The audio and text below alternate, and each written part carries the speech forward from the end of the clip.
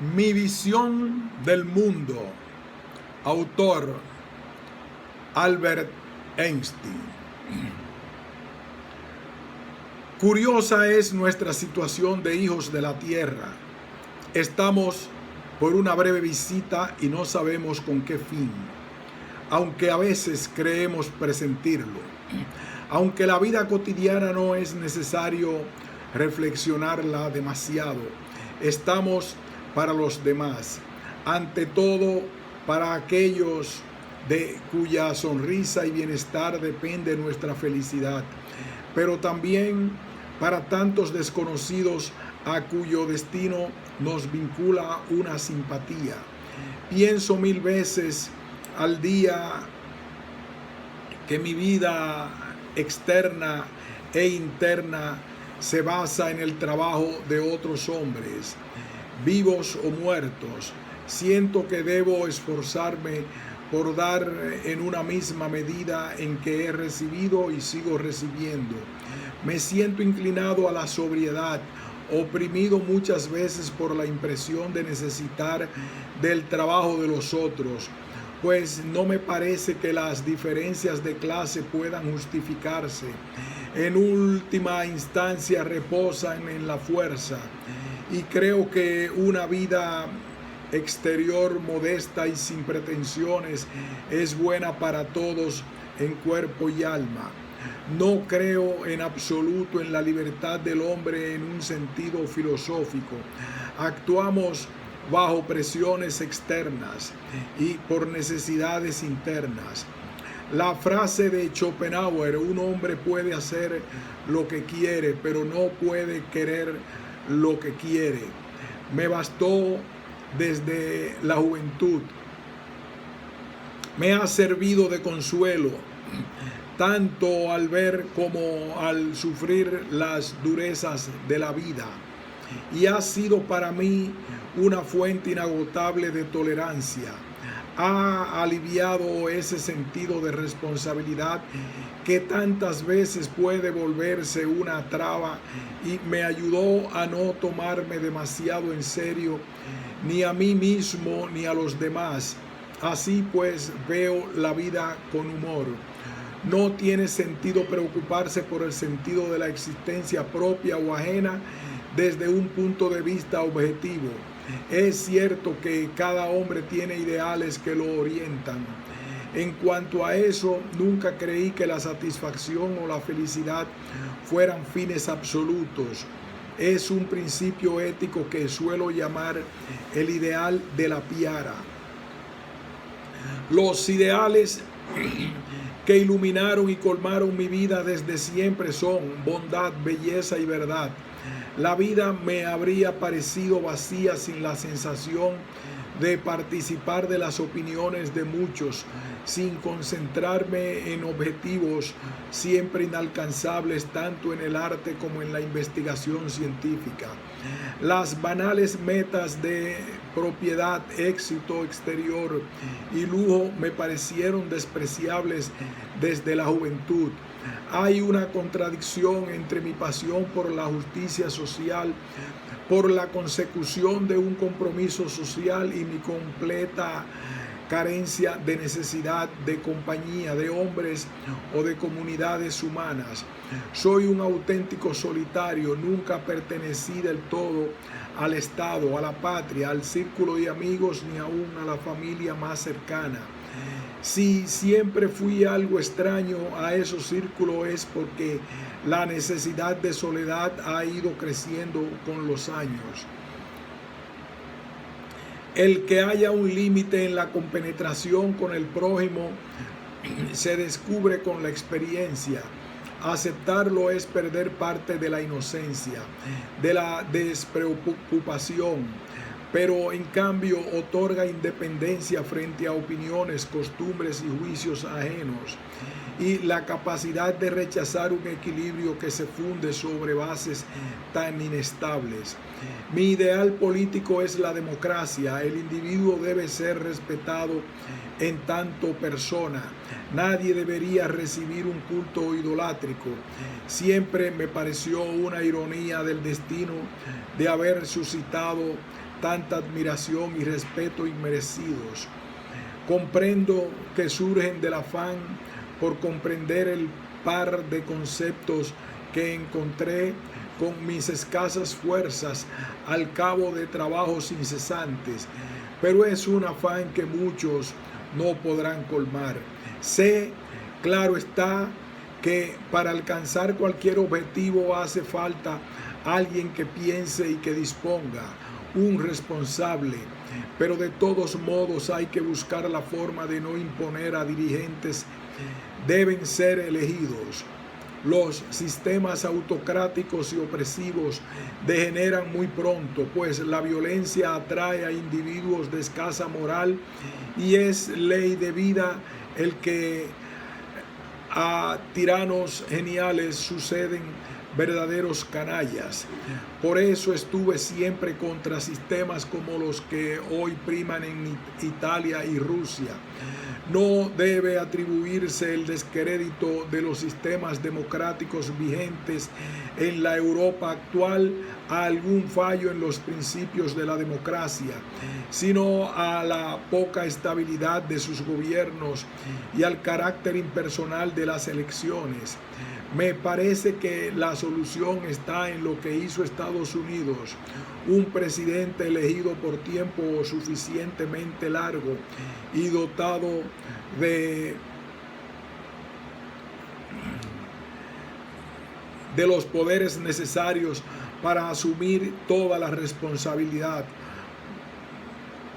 Valoro, en cambio, en nuestra concepción del funcionamiento de un Estado, la creciente protección del individuo en caso de enfermedad o de necesidades materiales. Para hablar con propiedad, el Estado no puede ser lo más importante. Lo es el individuo creador, sensible, la personalidad. Solo de él sale la creación de lo noble, de lo sublime.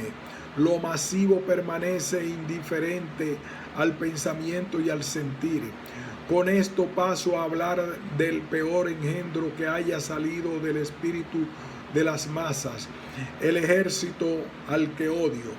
Que alguien sea capaz de desfilar muy campante al son de una marcha basta para que merezca todo mi desprecio, pues ha recibido cerebro por error.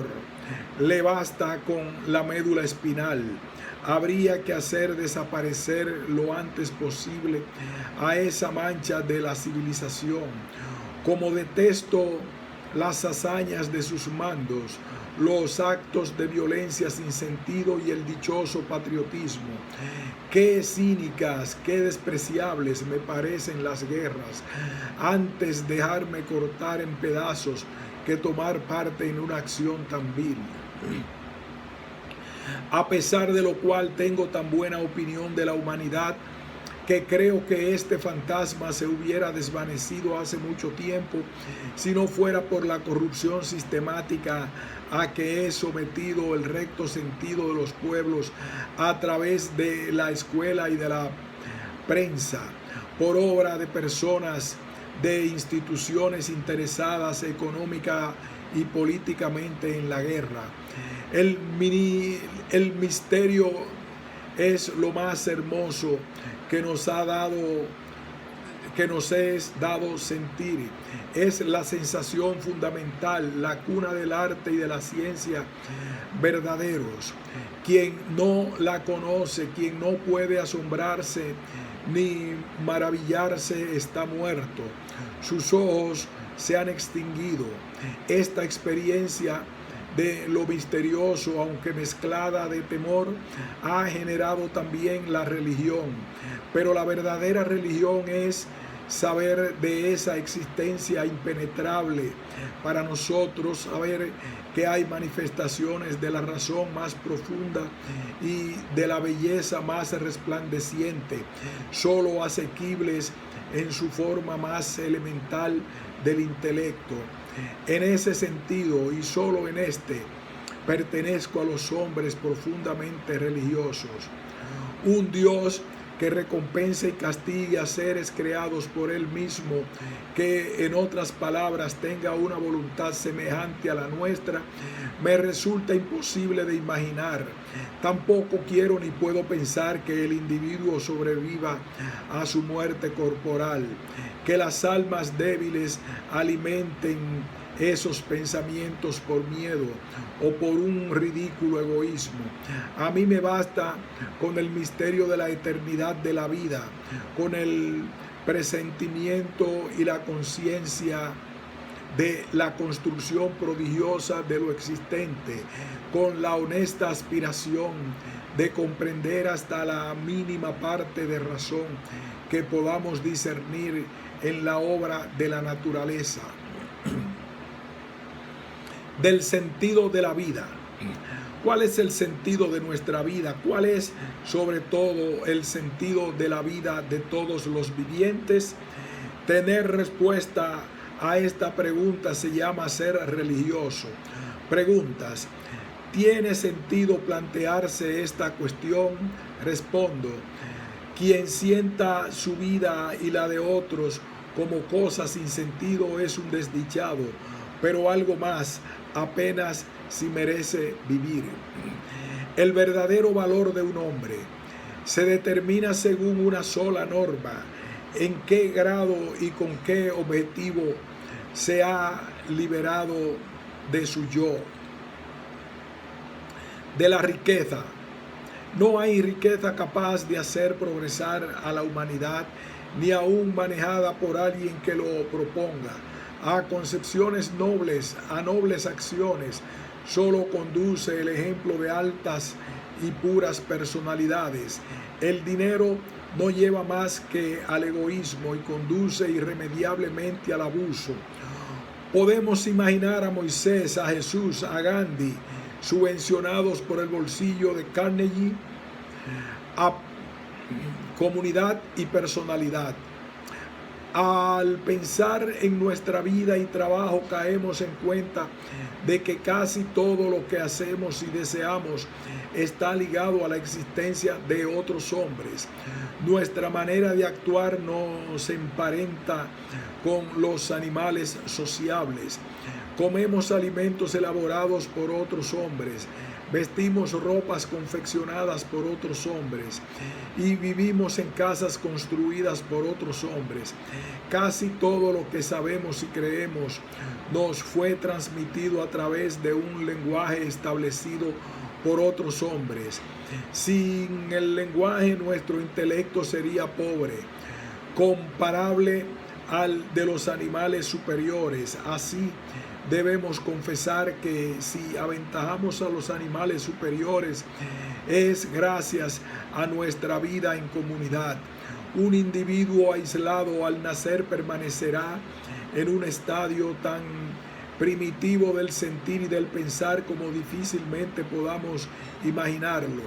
Lo que es y lo que significa el individuo no surge tanto de su individualidad como de su pertenencia a una gran comunidad humana que guía su existencia material y espiritual desde el nacimiento hasta la muerte. El valor de un hombre para su comunidad suele fijarse según cómo oriente su sensibilidad, su pensamiento y su acción hacia el reclamo de otros. Acostumbramos a definirlo como bueno o malo según su comportamiento en ese orden, de modo que a primera vista parecería que solo las cualidades sociales determinan el juicio acerca de una persona y sin embargo esa interpretación no sería justa. Es fácil comprender que todos los bienes materiales, espirituales y morales que hemos recibido de la comunidad se deben a generaciones innumerables de individualidades creadoras organizadas.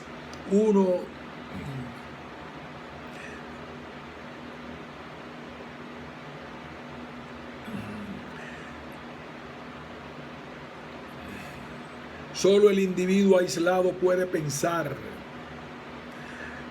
Desde allí descubrirá nuevos valores y formulará normas morales que sirvan para la vida de la comunidad, sin personalidades creadoras que piensen que por sí mismas es tan impensable el desarrollo de la comunidad como lo sería el desarrollo del individuo fuera del ámbito comunitario.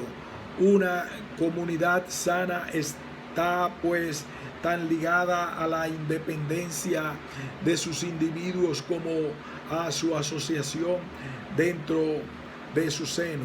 Se ha dicho con mucha razón que la cultura griego-europea norteamericana y en particular el Renacimiento italiano, que significó el fin de la paralización cultural de la Edad Media, se basó en la libertad y en el relativo aislamiento del individuo. Contemplemos ahora la época en que vivimos. ¿Qué ocurre con la comunidad y con la personalidad? La población en los países cultos es extremadamente densa respecto a otras épocas. Europa sola contiene hoy casi el triple de la población de hace un siglo, pero la cantidad de naturalezas rectoras ha disminuido en gran medida. Muy pocos hombres son conocidos entre la masa por su trabajo productivo. La organización ha suplido en cierta medida a las naturalezas rectoras, sobre todo en el campo de la técnica, pero también en un grado apreciable en el campo de la ciencia. Especialmente delicada es la carencia de individualidades en el área del arte. La pintura y la música han degenerado y perdido gran parte de su repercusión en el pueblo. En política no solo faltan dirigentes, sino que la independencia espiritual y el sentido de la justicia de los ciudadanos ha disminuido. La organización democrático-parlamentaria, que presupone una independencia, ha perdido terreno en muchos sitios. Vemos constituirse las dictaduras que se sostienen porque el sentimiento de la dignidad y de la justicia ya no es tan activo en las gentes. En 2 semanas es posible cambiar la opinión de la mayoría y una vez arrastrada al odio y a la exaltación está dispuesta a vestirse de soldado para matar y dejarse matar en defensa de los infames fines de cualquier ambicioso.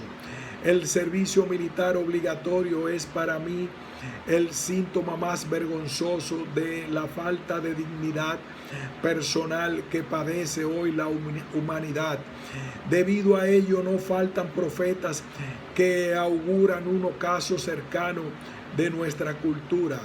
No formo parte de esos pesimistas. Creo en un futuro mejor, pero quiero fundamentar esta esperanza.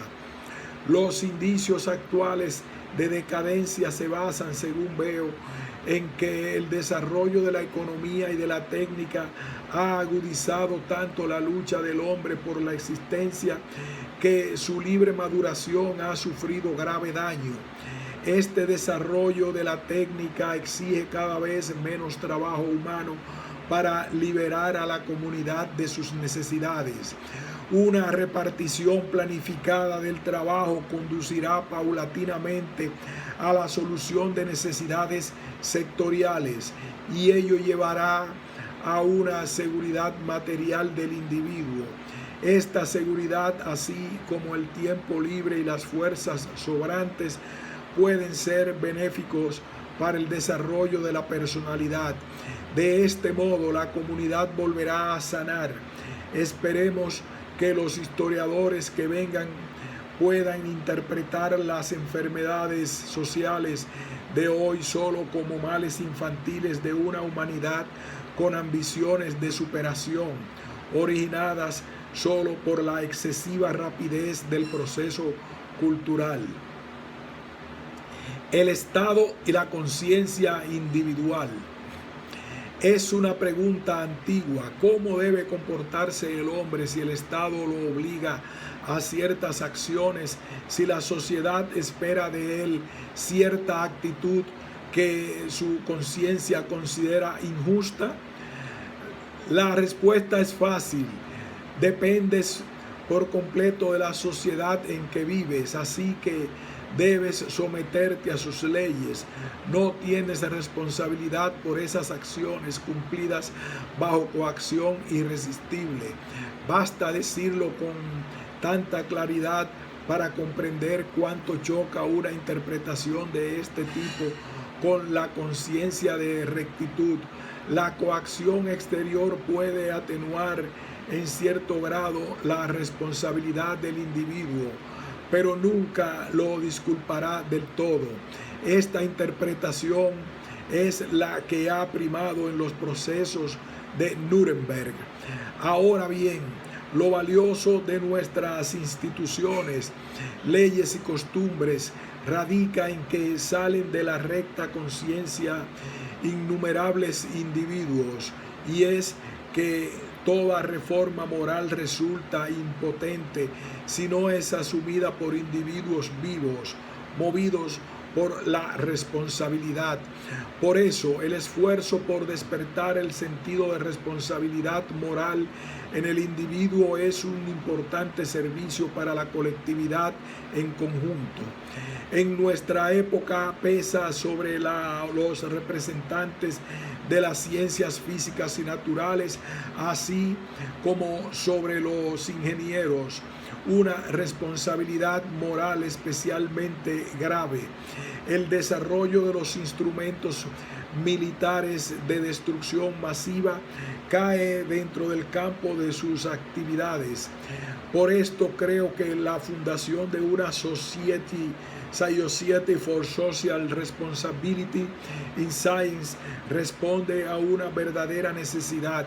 Tal asociación facilitaría por medio del debate conjunto de los problemas el que un individuo llegara por el camino que escogiera a pronunciarse en forma independiente. Después sería necesario establecer la ayuda mutua entre quienes hayan llegado a una situación límite por haber seguido la voz de su conciencia. Bueno y malo. En principio es correcto afirmar que debemos otorgar nuestro mayor amor a quienes más hayan contribuido a la significación del individuo y de la vida humana. Pero si nos preguntamos quiénes son estos hombres, encontraremos grandes dificultades para responder. En el caso de los políticos y aún de los líderes religiosos, la mayoría de las veces no es seguro que hayan llevado a cabo mayor número de acciones buenas que malas. Por eso, la mejor manera de servir a los hombres consiste en darles ocupaciones dignas y de tal modo dignificarlos indirectamente. Eso es válido en primer lugar para los artistas, pero en segundo también para los investigadores. Es cierto que los resultados de la ciencia ni significan a los hombres ni los enriquecen, pero sí lo hace el trabajo intelectual, tanto productivo como receptivo, que es el esfuerzo por comprender. Del mismo modo sería injusto a todas luces pretender apreciar el valor del Talmud por sus resultados individuales. Religión y ciencia. Todo lo imaginado y realizado por el hombre sirve para librarlo de sentimientos de necesidad y para calmar sus sufrimientos.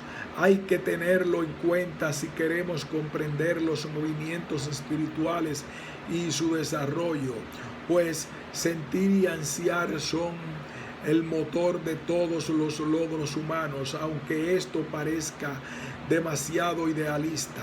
¿Cuáles son los sentimientos y las necesidades que han llevado al hombre al pensamiento religioso y a creer en el sentido más amplio de la palabra? Si reflexionamos, caeremos en la cuenta de que en los orígenes del pensamiento y de la experiencia religiosos aparecen sentimientos muy diversos. En el hombre primitivo es el miedo al hambre, a los animales salvajes, a la enfermedad, a la muerte.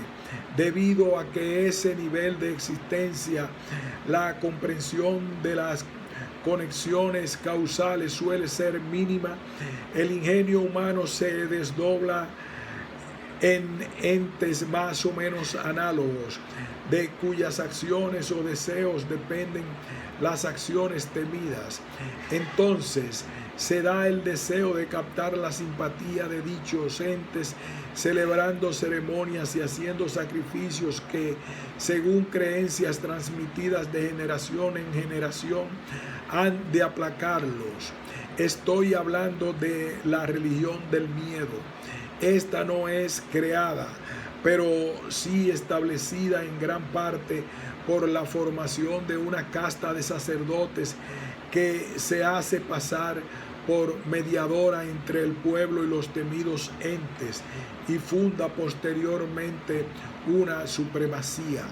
A menudo el dirigente, el que gobierna o la clase privilegiada cuyo dominio mundano se apoya sobre otros factores, incorpora las funciones sacerdotales para su propia seguridad o bien establece una comunidad de intereses con la casta sacerdotal. Una segunda fuente de configuraciones religiosas son los sentimientos sociales. El padre, la madre, los dirigentes de las comunidades humanas son mortales y susceptibles de cometer errores. El anhelo de dirección, de amor y de apoyo moral motiva la creación de conceptos sociales, como por ejemplo el concepto moral de Dios. Tal es el Dios de la providencia, que ampara, dispone, recompensa y castiga. Es el Dios que según el horizonte de los hombres impulsa la vida de la familia, la humanidad que consuela en momentos de desgracia y de nostalgia, que custodia las almas de los muertos. Estas son las nociones morales y sociales de Dios. En las sagradas escrituras del pueblo judío se nota la evolución que llevan desde la religión del miedo hacia la religión moral. Su continuación se llevó a cabo en el Nuevo Testamento. Las religiones de todos los pueblos civilizados, en especial los de Oriente, son en esencia religiones morales. Ha sido un adelanto fundamental en su existencia el paso de las religiones basadas en el temor a las de orden moral, pero al considerarlas debemos evitar ese prejuicio que supone que toda religión primitiva está puramente basada en el miedo y que toda religión de pueblo civilizado es puramente de tipo moral. Todas son mixtas, aun cuando haya una proporción entre el mayor avance cultural de un pueblo y el predominio en él de la religión de tipo moral.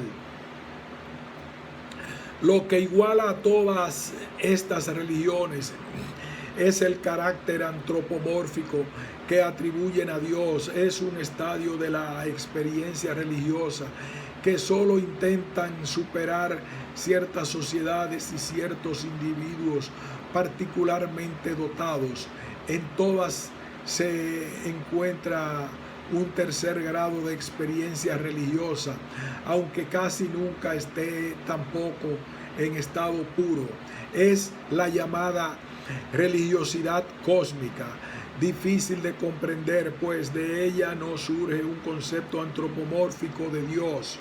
El individuo siente la futilidad de los deseos y las metas humanas del sublime y maravilloso orden que se manifiesta tanto en la naturaleza como en el mundo de las ideas. Ese orden lleva a sentir la existencia individual como una especie de prisión y conduce al deseo de experimentar la totalidad del ser como un todo razonante y unitario. La religiosidad cósmica se puede encontrar incluso en las primeras etapas del desarrollo religioso. Por ejemplo, en algunos salmos de David y en algunos profetas, el componente de religiosidad cósmica está mucho más acentuado en el budismo, como nos lo han demostrado los magníficos escritos de Schopenhauer. Los genios religiosos de todos los tiempos eran admirables gracias a esta religiosidad que no conocía dogmas ni Dios alguno concebido a la manera del hombre. Es por esto que no puede haber ninguna iglesia cuya enseñanza fundamental se base en la religiosidad cósmica, y también por eso encontraremos entre los herejes de todos los tiempos a hombres colmados de ella, considerados muy a menudo idealistas o hasta santos por sus contemporáneos. Hombres como Demócrito, Francisco de Asís y Spinoza están muy cerca de otros. ¿Cómo pueden comunicarse los hombres esta religiosidad cósmica si con ella no es posible formar ni un concepto de Dios ni una teología? A mí me parece que tal es la función principal del arte y de la ciencia: despertar y mantener vivo ese sentimiento en todos aquellos que estén dispuestos a recibirlo. Así llegamos a una concepción no común de las relaciones que vinculan la ciencia con la religión, pues solemos inclinarnos ante la premisa histórica de que ciencia y religión son dos entes irreconciliablemente antagónicos, y ello a causa de un motivo muy comprensible. Quien esté impregnado de la regularidad causal de todos los hechos considerará imposible el concepto de un ente que intervenga en los sucesos del universo, ya que en la hipótesis de la causalidad no caben ni la religión del miedo ni la religión social, o sea, moral. Según ella, es impensable un Dios que recompensa y castiga, que presupone que el hombre actúa según compulsiones externas e internas, de modo que no puede ser responsable ante Dios, como no lo es de sus movimientos un objeto carente de vida. Esta es la causa por la que se acusó a la ciencia de corromper la moral, una acusación muy injusta. Para que sea eficaz el comportamiento ético de los hombres, debe basarse en la compasión, la educación y en motivos sociales. No necesita de ninguna base religiosa. Sería muy triste por parte de la humanidad si solo se refrenara por miedo al castigo y por esperanza de un premio después de la muerte. Es comprensible que desde siempre la Iglesia haya combatido la ciencia y haya perseguido a sus adeptos, pero opino por otro lado que la religiosidad cósmica es el estímulo más alto de la investigación científica. Solo el que pueda imaginar los esfuerzos extraordinarios que hacen falta para abrir nuevos caminos a la ciencia es capaz de apreciar la fuerza del sentimiento que surge de un trabajo ajeno a la vida práctica. Qué fe más profunda en la racionalidad del universo construido, y qué anhelo por comprender aún cuando fuera solo una pequeña parte de la razón que revela este mundo. Tenían que animar a Kepler y a Newton para que fueran capaces de desentrañar el mecanismo de la mecánica celeste con el trabajo solitario de tantos años. Quien solo conozca la investigación científica por sus aplicaciones prácticas llegará fácilmente a una concepción falsa del estado de ánimo de los hombres que han abierto el camino de la ciencia. Solo aquel que haya consagrado su vida a objetivos semejantes posee una imagen viviente de lo que ha inspirado y dado fuerza a estos hombres para que, a pesar de innumerables fracasos, permanecieran fieles a su objetivo. Es la religiosidad cósmica la que da fuerza. Un contemporáneo ha dicho, y no sin razón, que en esta época tan fundamentalmente materialista son los investigadores científicos serios los únicos hombres profundamente religiosos. La religiosidad de la investigación. Difícilmente puede encontrarse un espíritu de investigación científica que carezca de una religiosidad específica propia. Sin embargo, esta se diferencia de la del hombre ingenuo. Para este Dios es un ente en cuya solicitud se tiene esperanza y temor de su castigo, sublimado sentimiento de la relación entre padre e hijo, un ente con el que se establece en cierta medida una relación personal, pero el investigador está impregnado pero el investigador está impregnado por la causalidad de todos los hechos. El futuro no es ni menos importante, ni está menos determinado que el pasado. Para él, la moral no es una materia divina, sino puramente humana. Su religiosidad se apoya en el asombro ante la armonía de las leyes que rigen la naturaleza, en la que se manifiesta una racionalidad tal que, en contraposición con ella, toda estructura del pensamiento humano se convierte en insignificante destello. Este sentimiento es la razón principal de su vida y puede elevarlo por encima de la servidumbre a los deseos egoístas. No hay duda de que este sentimiento está muy allegado al que colma los caracteres creadores y religiosos de todos los tiempos. Paraíso perdido. Aún en el siglo XVII los científicos y artistas de toda Europa estaban tan sólidamente unidos por un idealista lazo común que su trabajo en cooperación apenas se veía influido por los acontecimientos políticos.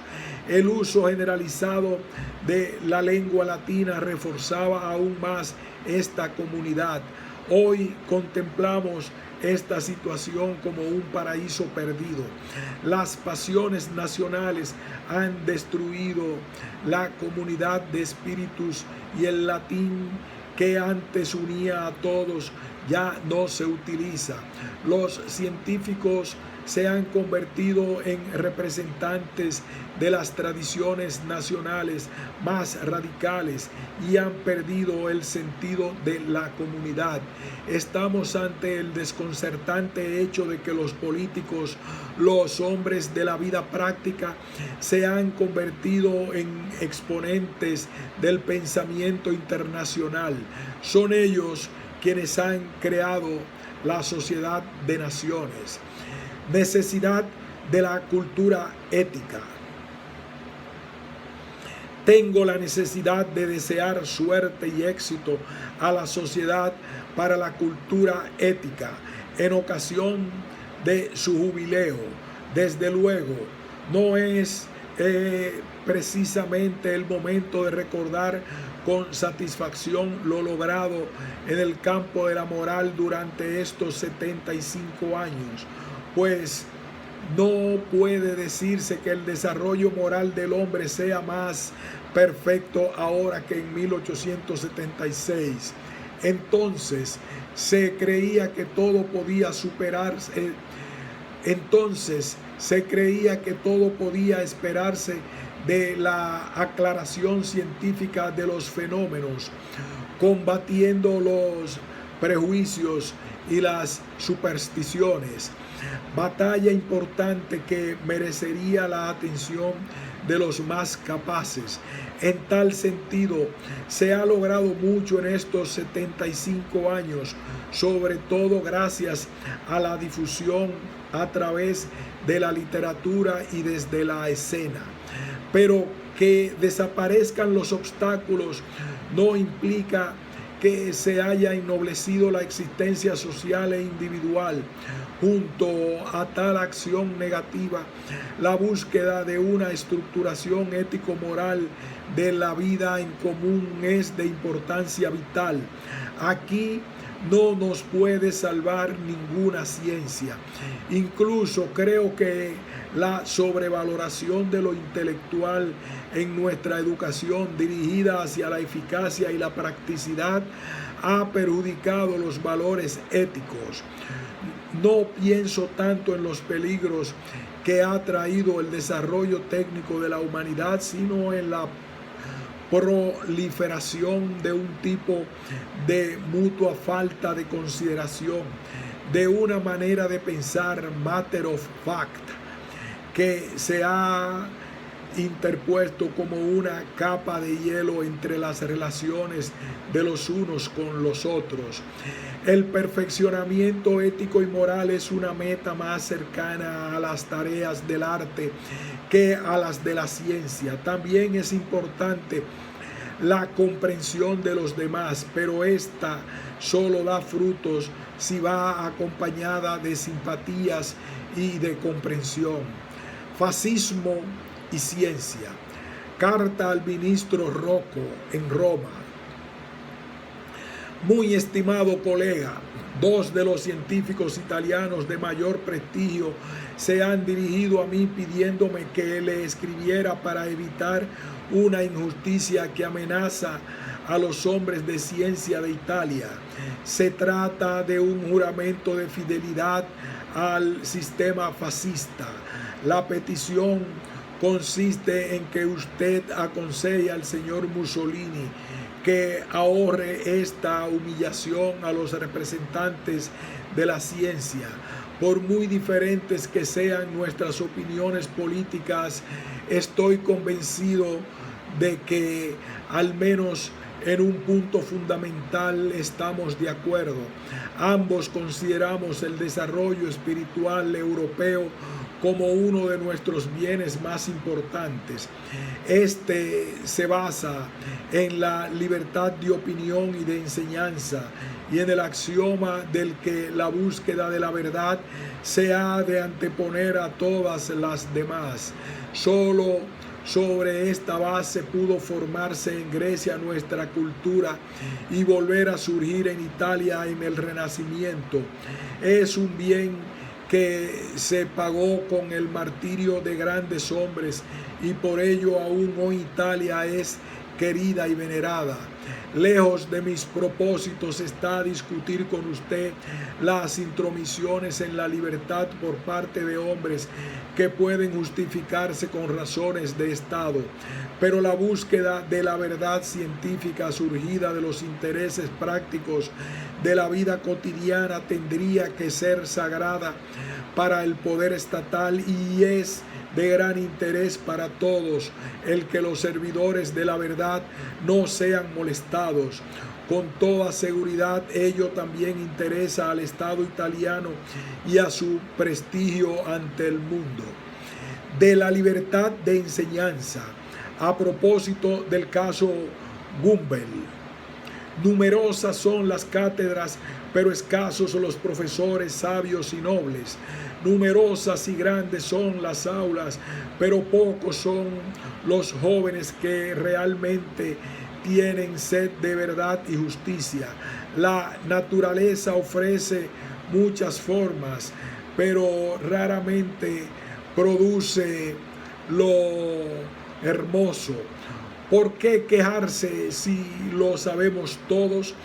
No ha sido siempre así y seguirá siéndolo. Es así y tenemos que aceptar lo que nos ofrece la naturaleza.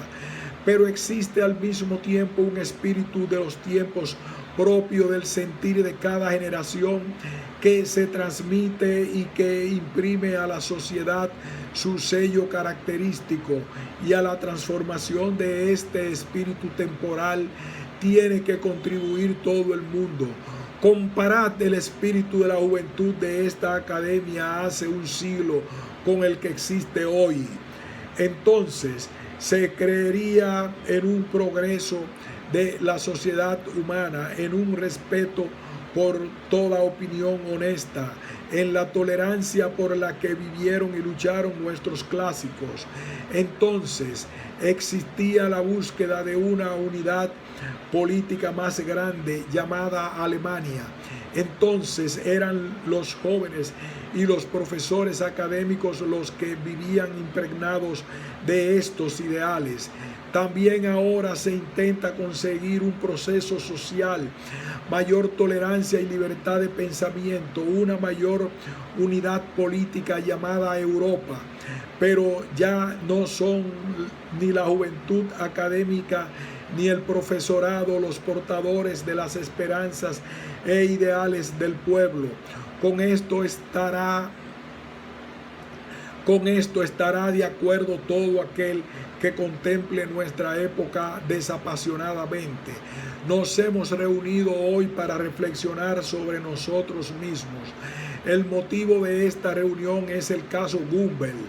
Este hombre, llevado por su sentido de la justicia, ha escrito con valentía y objetividad ejemplares sobre crímenes políticos despiadados, prestando con ello un gran servicio a la sociedad.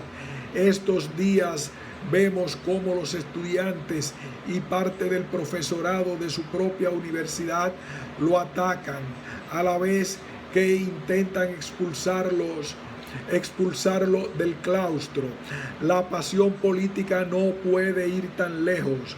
Estoy convencido de que aquel que lea los libros de Gumbel con espíritu abierto tendrá una opinión parecida a la mía. Si queremos llegar a una sociedad políticamente sana, necesitamos a hombres como este, que cada cual juzgue ateniéndose a su opinión personal, basada en sus propias lecturas, pero que no se base en lo que dicen otros. Si así se hace, tras un comienzo poco honroso, el caso Gumbel podría aún originar algo bueno. Métodos modernos de inquisición. La inteligencia de este país tiene que enfrentarse con un problema muy serio. Mediante la simulación de un peligro externo, los políticos reaccionarios han logrado que el público desconfíe de todas las actividades intelectuales. Basándose en este éxito, pueden oprimir la libertad de enseñanza y expulsar de sus puestos a todos aquellos que no sean dóciles. ¿Qué debe hacer la minoría de los intelectuales contra esta manera de obrar tan injusta? Yo solo veo abierto el camino revolucionario de negarse al trabajo en común, en el sentido de Gandhi. Todo intelectual citado por un comité tendría que negarse a declarar, es decir, estar dispuesto a dejarse encarcelar y arruinar económicamente. En resumen, sacrificar sus intereses personales a los intereses culturales de su país. Esta actitud negativa no debería basarse en el conocido truco de la autoacusación, sino en que para un ciudadano íntegro es digno ponerse en manos de una especie de inquisición que además atenta contra el espíritu de la Constitución. Si se encontraran suficientes personas dispuestas a emprender este camino tan duro, el éxito las acompañaría. Si tal no es el caso, entonces los intelectuales de este país no se merecen nada mejor que la esclavitud que les estaba destinada. Educación para una independencia en el pensar. No es suficiente enseñar a los hombres una especialidad. Con ello se convierten en algo así como máquinas utilizables, pero no en individuos válidos. Para ser un individuo válido, el hombre debe sentir intensamente aquello a lo que puede aspirar. Tiene que recibir un sentimiento vivo de lo bello y de lo moralmente bueno. En caso contrario, se parece más a un perro bien amaestrado que a un ente armónicamente desarrollado. Debe aprender a comprender las motivaciones, ilusiones y penas de las gentes para adquirir una actitud recta respecto a los individuos y a la sociedad. Estas cosas tan preciosas las logra el contacto personal entre la generación joven y los que enseñan, y no, al menos en lo fundamental, los libros de texto. Esto es lo que representa la cultura ante todo. Esto es lo que tengo presente cuando recomiendo humanidades y no un conocimiento árido de la historia y de la filosofía. Dar importancia excesiva y prematura al sistema competitivo y a la especialización en beneficio de la utilidad segrega al espíritu de la vida cultural y mata el germen del que depende de la ciencia especializada. Para que exista una educación válida es necesario que se desarrolle el pensamiento crítico e independiente de los jóvenes, un desarrollo puesto en peligro continuo por el exceso de materias, sistema puntual. Este exceso conduce necesariamente a la superficialidad y a la falta de cultura verdadera. La enseñanza debe ser tal que pueda recibirse como el mejor regalo y no como una amarga obligación. Educación y educadores. Muy estimada señorita, he leído unas 16 páginas de su manuscrito y me he sonreído. Es muy prudente, bien observado, de alguna manera independiente y sin embargo típicamente femenino, pensado y escrito con resentimiento. También a mí los profesores me trataron de modo parecido, tampoco me quisieron a causa de mi independencia y también me evitaron cada vez que necesitaban ayudantes. Debo decir que como alumno fui algo más negligente que usted, pero yo me tomé el trabajo de escribir mis experiencias de estudiante, pero no me tomé el trabajo de escribir mis experiencias de estudiante, ni mucho menos de sugerir a otros que las leyesen o imprimiesen. Quejándonos de gentes que procuran vivir según su criterio, hacemos siempre mal papel. Guárdese pues su temperamento en el bolsillo y conserve este manuscrito para sus hijos, que leyéndolo se consolarán de lo que sus profesores piensen o digan de ellos. Aparte de esto, he venido a Princeton como un investigador y no como educador. Se educa demasiado, sobre todo en los colegios norteamericanos. No hay mejor educación que el ejemplo, aunque sea el ejemplo de un monstruo. No hay mejor educación que el ejemplo, aunque sea el ejemplo de un monstruo.